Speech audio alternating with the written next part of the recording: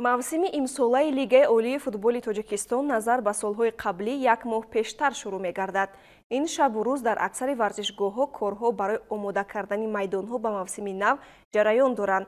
ҳамкорони мо аз рафти охирин корҳои омодагӣ аз варзишгоҳи Талку Аренаи шаҳри Турсунзода дидан намуданд. ин варзишгоҳи Талку Аренаи шаҳри Турсунзода аст. майдони хонагии дастаи Регар Тадас. имсол тими мазкур дар баробари иштирок дар мусобиқаҳои дохилӣ, инчунин дар Лигаи қаҳрамонҳои дуи Осиё низ ҳунарнамоӣ мекунад. қабл аз оғози мусобиқа давоми 2 моҳи охир дар ин варзишгоҳ корҳои таъмириву тармимӣ роҳандозӣ шуда дар аввалин рӯзҳои моҳи март барои қабули рақобатҳои хонагӣ тақрибан ба пуррагӣ омода гардид. моҳи январи соли равон дар чамани варзишгоҳ тухмиҳои махсуси ҳолландӣ кошта шуда буд. бо ҳадафи зудтар сабзидани чамани варзишгоҳ бо тавсияи коршиносон ва агрономҳои пуртаҷрибаи шаҳри Турсунзода рӯи чаман плёнкаи махсус ки барои гармхонаҳо истифода мешавад пӯшонида шуд. мутахассисон пайваста аз нашъунамои чаман бохабар буда корҳои дигари агрономиро низ сари вақт анҷом доданд. ҳамакнун дар остонаи оғози мусобиқаҳои дохилӣ чамани варзишгоҳ омода буда ба талаботи Лигаи футболи Тоҷикистон ҷавобгӯ мебошад.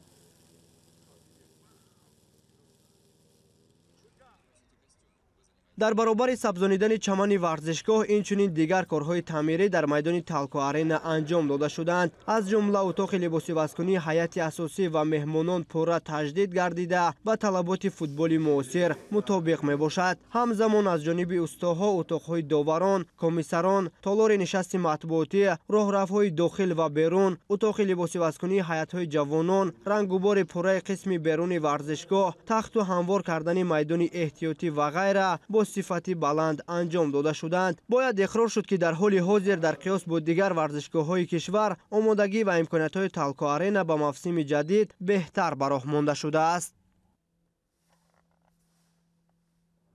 яке аз талаботҳои асосии комиссияи литсензиякунонии Лигаи футболи Тоҷикистон ин насби нурафканҳо дар майдонҳои футболӣ мебошад. зеро қарор аст дар мавсими 2025 аксари бозиҳо шомгоҳон сурат гиранд. аз ҷониби сарпарасти кулли бошгоҳ ҷамъияти саҳомии кушодаи ширкати Алюмини Тоҷик дар варзишгоҳи хонагии даста соли гузашта 132 нурафкани 60 ватта насб гардида буд. рӯзҳои наздик боз 110 дона нурафкани дигар ки иқтидори баландтар доранд насб карда мешавад. ҳамчунин дар варзишгоҳи Талку Арена таблои нав бо барномаи муосир насб гардид.